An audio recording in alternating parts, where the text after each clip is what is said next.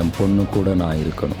அதுக்காக இந்த உலகத்தையே எதிர்க்க சொன்னாலும் எதிர்த்து நின்று ஜெயிப்பேன். அமெரிக்காவின் மிகவும் சக்தி வாய்ந்த போர் விமானங்களில் ஒன்றான F-35 ரக விமானத்தை சுட்டு வீழ்த்தியதாக ஈரான் அறிவித்துள்ளது.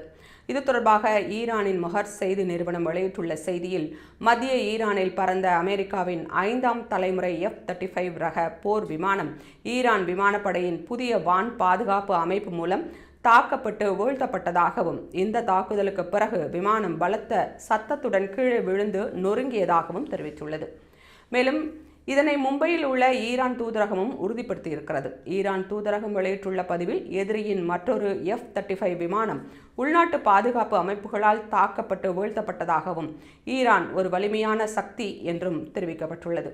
முன்னதாக கடந்த மார்ச் 19ஆம் தேதி அமெரிக்காவின் F-35 விமானத்தை ஈரான் சுட்டு வீழ்த்தியது. இத்தகைய போர் விமானத்தை சுட்டு வீழ்த்திய உலகின் முதல் நாடு தாங்கள்தான் என அப்போது ஈரான் தரப்பில் தெரிவிக்கப்பட்டது. இந்நிலையில் அமெரிக்காவின் 2வது F-35 போர் விமானம் சுட்டு வீழ்த்தப்பட்டுள்ளது. அது மட்டுமன்றி குவைத்தில் உள்ள முக்கிய எண்ணெய் சுத்திகரிப்பு நிலையத்தையும் ஈரானின் ஆளில்லா விமானங்கள் தாக்கின.